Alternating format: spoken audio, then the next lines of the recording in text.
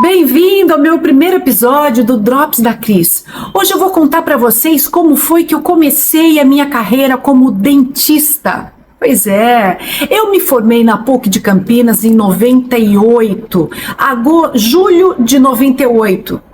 Era para ter sido formada em 97, mas como eu sou revolucionária, vocês sabem disso, né? Eu sou revolucionária desde sempre. Desde sempre.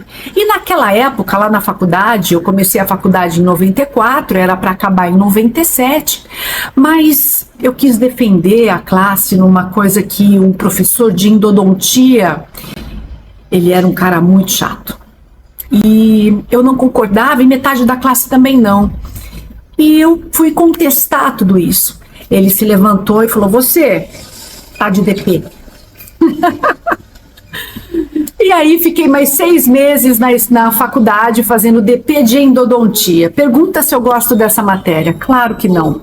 Mas sabia fazer emergências como ninguém. Eu era expert em emergência, muito boa, por sinal, para atender um paciente que chegasse morrendo de dor e resolvia aquele problema imediato, né? Tirava a dor, muitas vezes abrindo o canal, muitas vezes fazendo uma anestesia intracanal, removendo o nervo, colocando curativo, enfim. Era uma família muito... Meus pais não se davam muito bem. Então, não era muito harmoniosa, uma família muito harmoniosa. E neste momento, meus pais estavam se separando. E para eu querer fugir daquela bagunça toda, daquele estresse que eu não aguentava mais ficar, eu resolvi ir embora de Campinas. Porque durante toda a minha faculdade, o meu pai falava assim: quando você se formar, você pode montar seu consultório onde quiser. Ele fez uma promessa para mim. E durante a faculdade, os pais, quem faz odontologia sabe, os pais vão comprando o instrumental, vão comprando o equipamento durante todos os 4 anos de faculdade. Pelo menos no meu caso foi assim, foi comprado gradativamente. E quando eu me formei, eu tinha o bônus de montar meu consultório onde eu quisesse. Eu sentei, falei: preciso ir embora daqui. Olhei o mapa do Brasil e falei: aqui, Fortaleza. E por que Fortaleza? Porque é quente, porque é calor, porque tem praia e porque era muito longe de casa. Pois é, gente, eu tinha apenas, naquela época, R$ 2.000. Era o dinheiro que eu tinha. E mais nada. Mais nada. E na loucura de ir, na ânsia de ir, na vontade de ir, eu não quis nem saber. Eu comprei uma passagem de avião que na época custou R$ 500. Comprei a passagem apenas de ida. Comprei uma mala enorme que eu nem sabia. Eu tive que pagar até peso, o peso extra da mala. Coloquei tudo dentro da mala. Tudo que você imaginar eu coloquei dentro da mala. Até aquele ursinho quando a gente é pequenininha, coloquei tudo. E fui para Fortaleza. E vocês vão perguntar: mas alguém brigou com você? Alguém não quis que você fosse? Tava um caos tão grande na minha casa, na minha família, que ninguém quis nem saber. Tipo, que aí vai, sabe? Eu fui. E durante toda a minha viagem, eu tava tão feliz, tão feliz, que eu nem prestei atenção. A hora que eu cheguei no aeroporto de Fortaleza, peguei a minha mala, uma malona gigante, eu sentei em cima da mala e chorei. Chorei porque eu não sabia nem aonde eu ia dormir. Eu não sabia, eu nunca tinha ido para Fortaleza. Falei: gente, agora o que eu faço?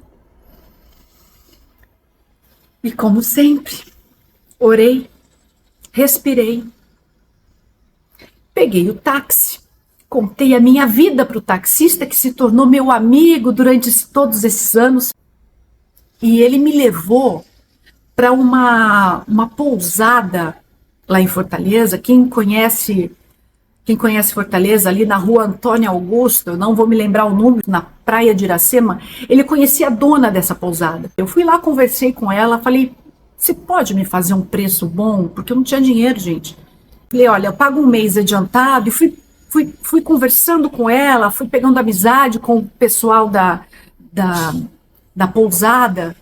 E eu acabei dando aulas particulares para a filha dela, aula de biologia, aula de português, aula de física, de química, para a menina, aula de ensino médio, sabe? Em troca disso, ela me dava um almoço. E foi assim, gente. Naquela época não tinha celular, naquela época não tinha Waze, não tinha.